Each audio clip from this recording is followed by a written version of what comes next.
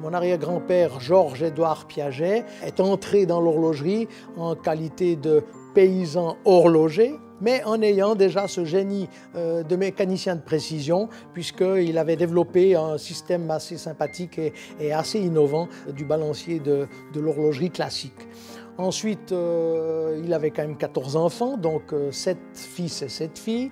De ces 7 fils, eh bien, ils ont tous voulu continuer un peu dans la branche horlogère et à la fois paysanne. Donc la paysannerie reprenait un peu de recul par rapport à l'horlogerie.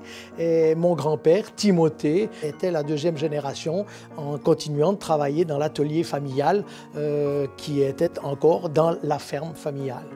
Ensuite, c'est à la troisième génération, donc à Gérald, mon père, et à son frère Valentin, d'entreprendre des travaux juste à la fin de la guerre pour construire la première fabrique à quelques 100 mètres de la ferme familiale, qui est devenue le premier atelier.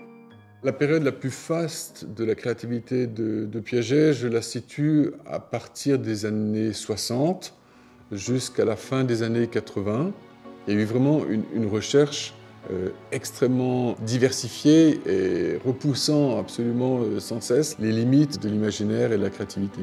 C'est l'époque que j'ai vécue à l'intérieur même de l'entreprise. D'abord parce que j'y suis entré au milieu des années 60 et que là, aussi bien l'imagination de nos dessinateurs que les prouesses de nos techniciens et de nos ingénieurs correspondaient parfaitement à cette époque complètement folle. Le développement des pièces extravagantes et extrêmement créatives de la marque a trouvé un écho particulièrement fort auprès de la jet set que M. Yves Piaget côtoyait de manière régulière et constante. J'ai eu la chance de rencontrer de nombreuses vedettes du cinéma, de nombreuses vedettes de la chanson. Les vedettes qui étaient les grands sportifs.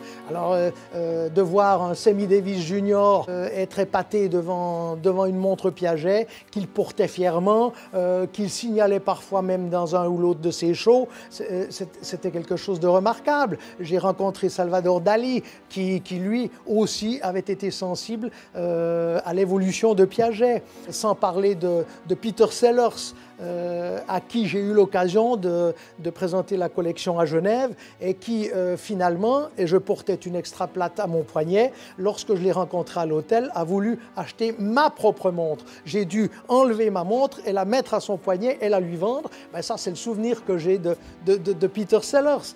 Je prenais plusieurs fois par an les valises de collection, les marmottes comme on les appelait, pour aller présenter la collection dans telle et telle ville.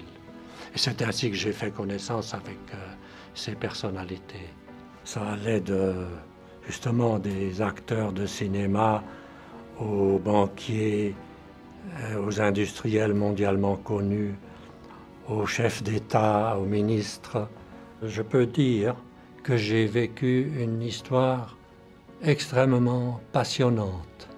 J'ai surtout apprécié la grande liberté qu'ils m'ont toujours laissée.